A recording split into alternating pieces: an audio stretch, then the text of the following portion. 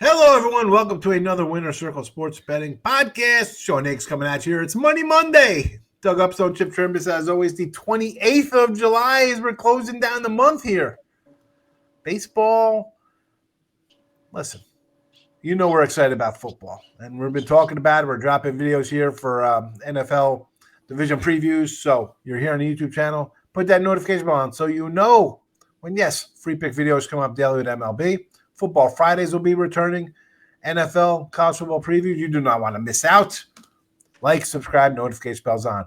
Now, you want our best bets? Our premium selections? Yes, the free picks are free picks. Our best plays where we put our proverbial, and not proverbial, our real money where our mouths are. And they're just not on the screen here. They're at Gambler's World. 3, 7, 38 packages guaranteed. Daily picks. Season-long packages. MLB. NFL. I've been talking about the NFL early birds up. It comes out to less than $25 a week. Go get it. I mean, there's no other way to put it, people. $25 a week, you waste, and you are wasting money on coffee. First, make your own coffee at home. You can make toast at home. You can buy bagels somewhere or a croissant and buy it in the store. $25 for baseball, for NFL football through the Super Bowl. You can't beat that package. It's better. Listen, 38 packages is great because it's guaranteed we got to win or we credit you back. $25 a week. You piss that away on nonsense. You're going shopping. You're at the checkout. You're buying candy or some soda. Don't do it. Make the smart money move. Get the football package. It's football season. Who are we kidding? Hall of Fame games this week. It was the 23rd of August, so what? 27 days away from the start of college football. It's football season. Forget it. Get the Christmas trees out. It's almost time to bust out the sweaters, as Doug was saying before we got even started on the show. It's fall. It's cold weather. It's football season. Forget about what you're doing today. Football, baby. It's back. Doug, we're not going to talk football today, but you're going to be looking at Major League Baseball today.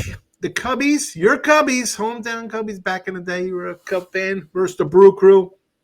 And the youngster, the all-star, 25-inning guy, Mizorowski.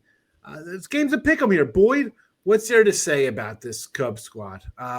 Put it all together. They're playing well. I think they could use another pitcher, honestly. Boyd's in the midst of a career year, a great year, and you think, well, is he kind of due for a regression? And, yeah, people regress, and I don't like to use the term due, right? It's, hoping for something, pooping to one, something fills up. It's definitely not hope, but you got a smelly hand on your inside of you. But this season for the guy, last 20 starts this year, he has a 1 ER, 1 whip, a 90 whip his last 15, a 64 whip the last 7. He's been great. This is what I think the Tigers wanted when they drafted him 10 years ago, however long ago it was. Miz is solid. What am I going to say about the youngster? He's got 30 innings. Left outing, though, right? 3-something innings versus Seattle. Striking out guys left and right. Took a batted ball off the leg or something. So they took him out after 3 2/3. Worrisome.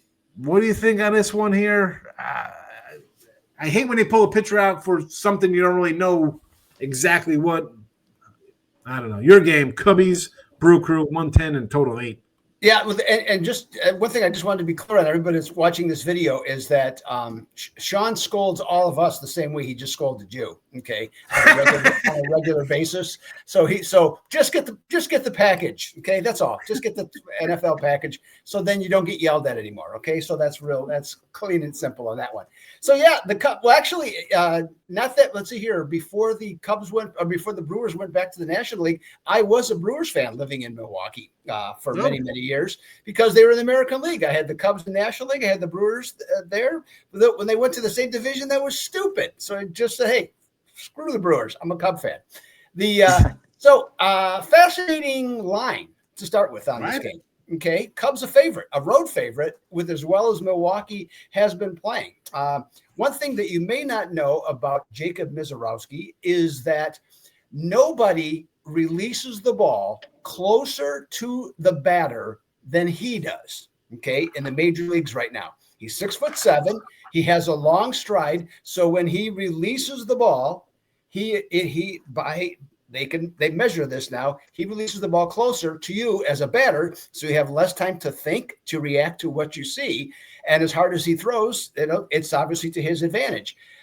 Matthew Boyd, he came back last year and he's with Cleveland last year, and he actually pitched very well for them. And this is just a continuation. And let's face it, hey, where would the Cubs be without Matthew Boyd this year? Okay. Yeah. I mean, he has replaced Steele as their ace. And as any Cub fan, especially with his injury problems that he's had in the past and being 34 years old, you hope he can hang on for 3 more months. So we'll see. We'll see how that plays out. Top 2 teams in the National League. Winner will be in first place at the end of this series. Another thing besides the Cubs being favorite that was interesting to me, with these 2 pitchers with super quality ERAs, the total went from 7.5 to 8.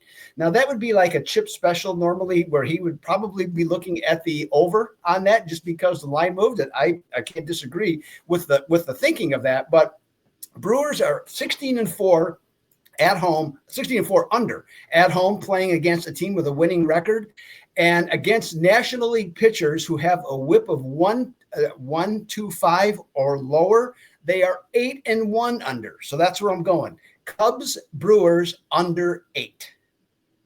Under the 8. I like it. I agree with that under there. You also mentioned there, both teams tied for first. Winner in a little. If there's a sweep involved here, you got you take a little command heading into August here, heading into the trade deadline, because you think both of these teams should be active. Official play under 8. Doug Upstone here with the free pick. Chip, what do you think, Cubbies and the Brew Crew? Well, I think, first of all, you have some kind of issue with caffeine, and I don't mind spending. I don't drink coffee myself, but I'm not going to give up the candy no matter what. So, I'm saving my money for the chocolate and the other goodies that I enjoy, by the way. So, Doug, you like the under here, huh? I do. I know. I don't think there's any other way to go. That's what I'm getting to. I mean, Matthew Boyd, right? He's played like 9 seasons. This is 10th season. His high in wins is 9. Happened twice. He's had 1 winning season in his entire career, and he's 11-3, 2.20 ERA. I mean, that's outstanding. Like you said, Cubs 19 games over 500 have sort of. I don't think they actually come back. I think the Brewers have actually caught up with him. The Brewers have been playing pretty good ball. They have their pitching back, and with the kid here, I don't even want to try and pronounce his name, but I think maybe. I think maybe the Cubs are the side. I think the Cubs are the side here because this game's a pick'em in Milwaukee. With I don't understand why Milwaukee isn't like $1.25 at least, $1.30 with this kid. So that bothers me. And if I was to play this game, I'd probably play either way. The under. It's not my call though, right? It's your call, Doug. I'd play the under or the Cubs. Yeah, all agree on the under here because this kid's been pitching well. Boyd's been fabulous. And the Brewers on the whole have been an under team this year. The Cubbies have hit. The Cubbies' offense is one of the better lineups in baseball. But, division, it's not on the line because it is July. But this is a big battle. I think there's probably pressure on both squads. You're going to grip that bit a little, bats going to be a little tighter in your hands there, looking for something. Consensus agree here with the under. Official Doug Upstone pick under the 8 between Cubs and the Brewers. Again, this is Doug's free pick. Head on over to gamblersworld.net for the Monday Mauler 41-21 run. Not too bad in baseball. It's pretty darn good. What is that? 66% for Doug rolling along on the bases. Free picks, 50-48 we are right now. So, we got to get back on track here with the free picks. On Friday, I gave a loser, and then my bonus play did win, but that doesn't count because it was a bonus. So that's if you had the Phillies over, that doesn't make a difference. Does not count to the record. Chip, I'm looking to you to at least get us to 2-0. Well, after Doug's game catches. I'm going to give you a bonus right here. Fade the Yankees the rest of the way. That's your bonus. Tampa and the Yanks. What's there to even say? The Yanks have just been terrible. What worries me, though, is Rasmussen for Tampa Bay has been on a innings pitch count. They're kind of watching his innings, his last 4 starts, and he's not been good going 2 or 3 innings. He's not getting any kind of rhythm. It's kind of hurt him. He's given up, what's he given up? 11 runs or 8 runs in the last 11 innings because he's going 2 or 3 innings a start the last couple. I hate that. I hate that. I'd love Tampa Bay more, but I'm with you. Fade the Yanks. Go for it, Chip. Why waste time with the crappy Yankees? Ryan McMahon isn't the answer. Of course he's not the answer. He's a lifetime 200 road hitter. And the fact, But Chip, he's an all-star.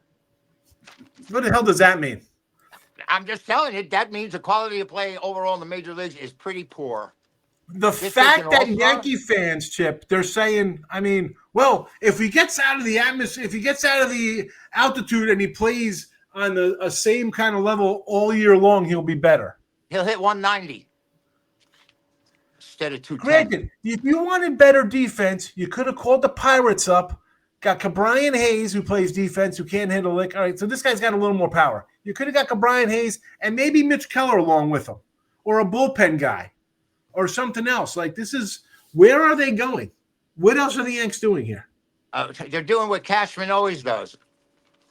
Save a he buck? inherited a team that won a championship, and they're going to be right where they want to be. I mean, they're just striving to make the playoffs. I don't think he wants to win to pay anybody. Hal Steinbrenner is not like George. George wants to win. And the Yankees have a whole different mindset right now. They haven't won a World Series since 2009, the longest period in New York Yankee history. And they're still saying how great a job Cashman's doing because they make to the playoffs. Well, you got 8 guys in the lineup that would rather strike out than get a single, and it's just not going to happen. They're not going to win. They got their pitching. They're very poor. Now, I don't say we have to go back to like 80s Steinbrenner where we're trading Spencer Jones and Dominguez and some other prospect for let's be honest. In 1983, these guys would have been traded and the Yanks would have Gallen, Naylor, and Suarez in their lineup. They would have traded everybody to get a main player. You can buy people nowadays. They had more limitations back then. And going after the right personnel was one time he had 3 left-handed first basemen on the same roster, and they were all starters. And what are you going to do with 3 left-handed first basemen? I mean, he brought in Jack Clark when he had Don Mattingly. He inherited, Don Mattingly never made it to the playoffs, did he? Never. That's why he's not a Hall of Famer, because that guy is a Hall of Famer. Well, he had the one in 90. His last year, they made it as a wild card versus Seattle, and they blew that 2-0 lead. And Jack McDowell came in, and Griffey just roped it, scored from first base or whatever. Their year was probably the year when Montreal had a shot too, when they went on strike. And the strike year. They had the best record, but they never made the playoffs. Go figure. It's a good team. Anyway, so I'm guessing, Chip, you're taking Tampa Bay here plus the 110. Yeah, I'm going to take them 10 times the normal amount. No. So I mean, what do we got? Cam the Shitter's pitching. What's this guy's name? A Schiller? Shitliller? Sorry, slow down. Easy. Cam. It's a family show. You got to get the children involved to be degenerates. So keep it friendly. Doug, what do you think? Yankees of Tampa. Here's my question: If Chip gets it right, so then that would improve our record by 10. Oh, it's my game, right? Tampa, yes. So no, we're not doing that now, because then the comments. There'll be 2 comments. He says this comment like that. It'll be like, you should be minus 11 more units or 10 units there, 10 more losses. Well, so the one thing you guys haven't really said yet, at least I didn't hear it, so maybe I wasn't paying attention close enough. But Aaron Judge is no longer. He's on the IL, so that lineup's a little weaker right now, and I think that really makes a big difference for how teams go after the Yankees, and even their best hitters. They can go after them a little tougher. Cam Schlitter, I'm just going to go with the right pronunciation on that one. Thank you. You're welcome. We all appreciate that. Believe me. I think he's looked pretty good in 2 starts. Giving up a few more home runs than you'd like, or a couple more home runs than you'd like. But what surprised me, though, is looking this stuff up, he's available for a trade, supposedly. Okay. I don't think the Yankees pitching is that deep. So, I mean, this guy doesn't look bad. Surprise there. Tampa Bay, they scored 5 times in Cincinnati. Not 5 runs in a game, 5 times in the whole series against the Reds. The Reds have good pitching, but come on.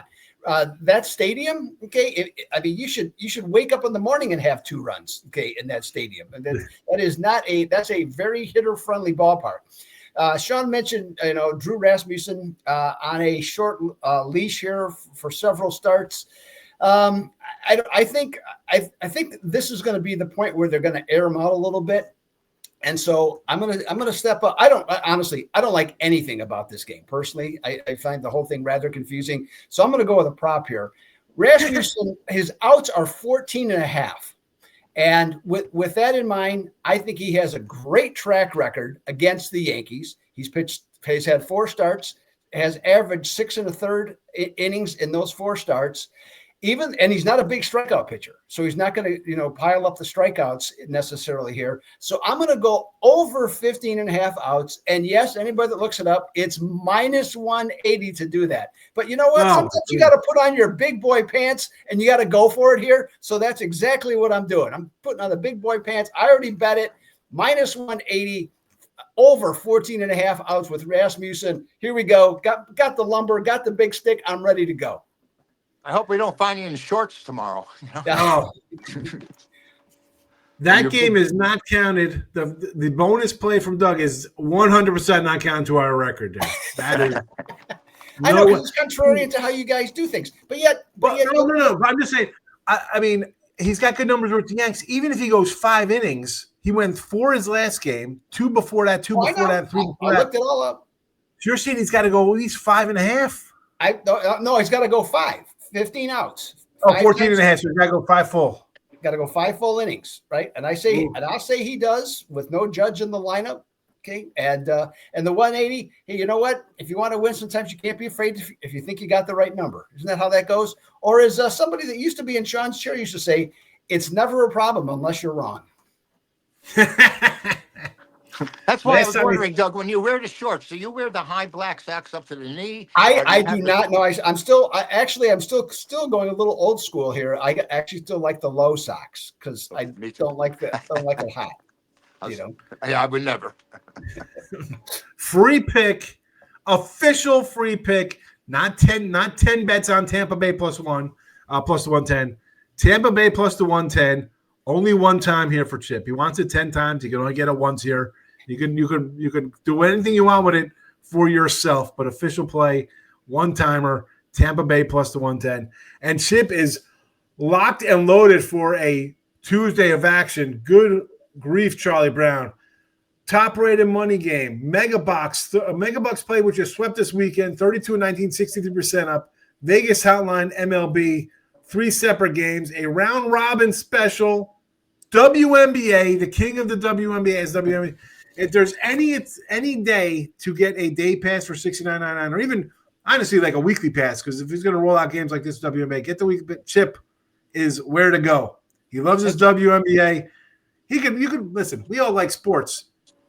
We really love when you win, and he's been winning in it. All right, Chip's been on fire. The Megabucks, WNBA loaded up with MLB, 5 different packages. Get the smart money move day pass here from Chip on a Tuesday.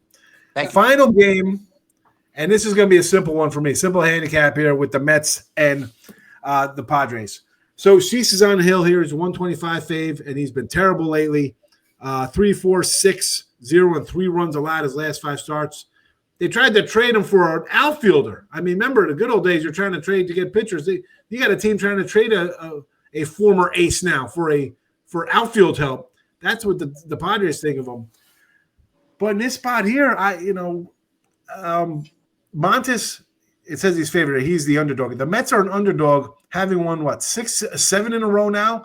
Back on track, back in first place. A sweep at home. You fly out to the West Coast. You beat a pretty decent San Fran team. I mean, San Fran's got its issues on offense. Like most, let's be honest, we insert a bunch of teams that have problems on offenses here when it comes to their bats and lineups. But you beat Webb. You beat Robbie Rice. I don't think you beat some junk guy coming in and it's a spot starter or number 4 guy. You beat 2 pretty good pitchers who have Cy Young capable guys. I look at this line. I look at you play a Sunday night, you're on a hot streak. Again, we're talking about hoping and teams are doing that. This is more of a spot play for me here on the Padres. And I'm going to go one line. It's plus 160. I don't like Montes. Yes, the Mets are playing well. Yes, Cease has been bad. I just think this is a spot where the Mets aren't going to win the next 77 games to the end of the season. Your body does take a couple days to adjust to coastal, right? Little time difference, and now you played at night. I know it's a night game again, but it's a little later. day to night travel. I'm going run line. Look for a big payday here, Doug. Look for the big payday at plus 160. Well, I mean, Sunday night road teams have, they've been pretty reliable. Okay, to bet against. Okay, from that standpoint. So I get where you're going there. Yeah, Montas, is 5 home runs in 5 starts since he's come back. That's not great. Dylan Cease was supposed to be he was with the White Sox. He was an ace. He went to San Diego, supposed to be the same thing, and he's not a number 1 or number 2 starter anymore. He's a middle of the road guy. He gets hit fairly hard, and he's pitching in one of the best parks there is in baseball. Okay, so it should be a great situation. I'm looking at the Mets are 19-3 against NL West teams. Okay, so they have had their way with the NL West. The Mets are also 14-3 after allowing 3 runs or less in 4 straight games. And the Padres, this is one of those quirky ones. They're 6-1 over on Mondays. So to start series at home, they have, in this case, been hitting the ball better. So the total, I believe, is 8. So I'm willing to go over 8 for the Monday night game. And so maybe then Sean can get his run line, on that, along with that one too. I was going to say, you know what? I think the Padres are going to hit Montes and the Cease again. Like I said, I ran down the numbers. He's given up basically 3 runs a game, 4 runs a game. This should be there by the 5th inning. Mr. Chip Chirimbes, Mets, Padres. This isn't Keith Hernandez versus Tony Gwynn. Well, I'll take either one of those guys. Kudos to the Mets. They came back. I mean, the Yankees aren't going. They both hit the skids at the same time. The June swoon they hit in July, and looks like the Mets have recovered. Just 7 in a row. By the way, I'm going to ask this real quick. The beginning of the year, talking to my friend in New York, the over/under for consecutive wins by the Yankees during the season was 7.5. They're never going to get there. The Mets could get there tonight. Frankie Montas, not my favorite. I'm with you there, Sean. And Dylan Cease, 3-10. This guy threw a no-hitter last year. He threw a no-hitter, and now he can't. I mean, you said he's in the middle of the road. He's more like at the dead end. I'm telling you right now. And 0-3 lifetime against the Mets, 6.88 ERA. I think the game goes over, like you said. I don't think either of these pitchers are going to be going past the 5th inning. I really don't. Yeah, I agree. That's another reason why I looked at the over here. I thought we'd be getting some runs, the run line. Official play, run line plus 160 for me here. But we all like the over as well. So there's a little added play there. Again, it won't count to the record, but we all kind of think there's going to be runs scored here. So if you want to get down on another little bonus action, there you go. Officially, though, free pick, Padres plus 160. I also got a 3-pack up like I usually do at MLB. So go get that. But again, free picks, Padres plus the 160. Doug has the Cubbies under 8 versus the Brewers. Chip, Tampa Bay plus the 110 versus the New York Yankees. Again, these are free picks. Premiums, you see, I got a 3-pack. Doug, MLB Mauler. Chipper, get the day pass, or his best bet would be the Mega Duck. The Mega Duck is good too. Who doesn't love ducks? But the Mega Buck is where you want to be. We're not talking turducken. It's the Mega Buck, Chip Chirimbes, MLB pick. Go get it. And, Chip, you're going to take us home here on a Monday because today in sports, there's got to be something good. July, baseball. Let's go. I eliminate the tennis for the most part. I'm sorry, guys. I'm sorry. You may be a tennis fan. I just don't. I don't include that. There's a lot of Wimbledon stuff going on in late July. But in 1929, there was no NFL. There were a bunch of, say, outliers, teams that would practice and play each other, and the professional football wasn't really established. But the Chicago Cardinals were the first NFL team to train at a specific site that wasn't their local home, and they trained in Michigan, and that was a big deal at the time. In 1931, a 1-1 game going into the ninth, the White Sox happened to score 11 runs against the Yankees, and that was the most runs at the time in one inning. In 1933, the NFL got together. This is like 4 years after Chicago had formed themselves, and they formed the NFL with 2 5-team divisions. There was an East and a West. Now it's going to get interesting. Doug, I don't know if you remember Jim Landis, center fielder for the White Sox. A great remember the name. A great defensive player. Sort of led the White Sox in 1959 to the World Series against the Dodgers.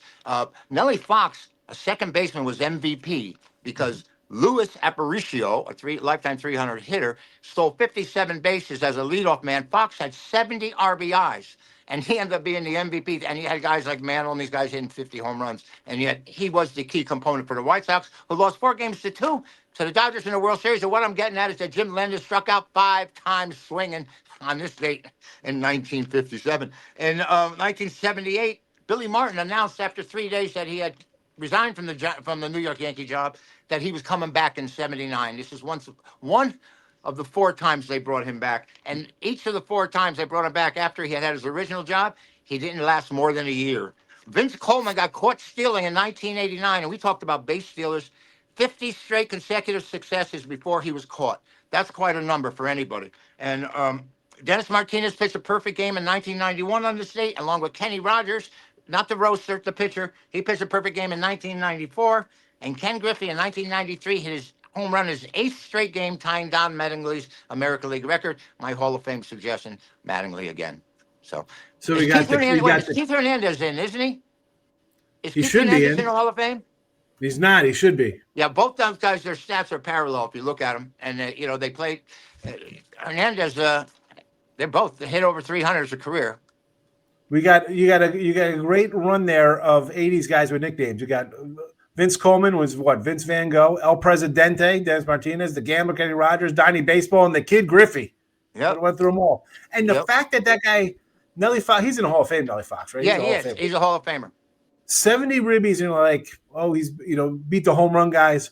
But the fact that they were given to a guy who's literally the most valuable player, like without him, he made the team go. Like I remember that season, and I think the key was Aparicio, because he was a great base runner. He stole 57 bases, I think it was 56, and I can't tell you time after time. I'm looking at the box scores where Aparicio walked or stole second or singled and stole second, and then Fox would, and they started the game 1-0. It's just the way it was at the time, and I think that everyone that understood that he made the White Sox. And they had Sherm Lawler, a catcher. They had Billy Pierce was pitching. They had a pretty good team. Well, they're in the World Series, right?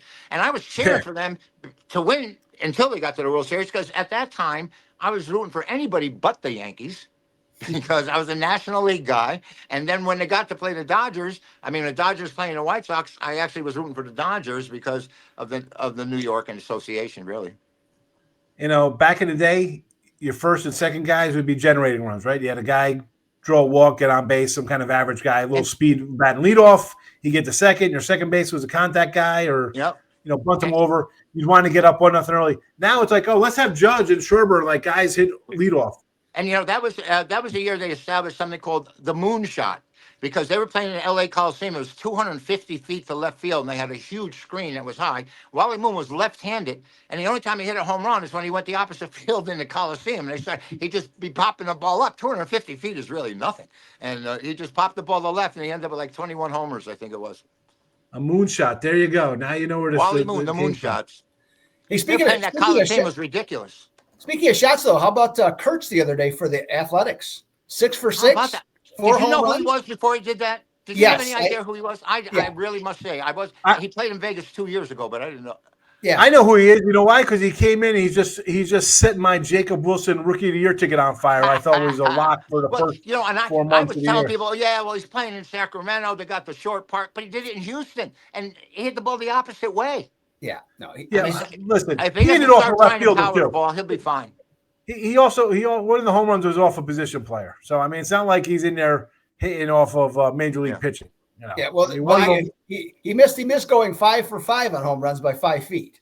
Yeah, I saw that. Another ball on the warning track. So he's hitting 302, and at least he wasn't hitting 227, where we'd have a guy who was an anomaly in his career. You could at least have some hope that this guy may actually have a career. Yeah. They have some nice young players when they finally get to your town, Chip.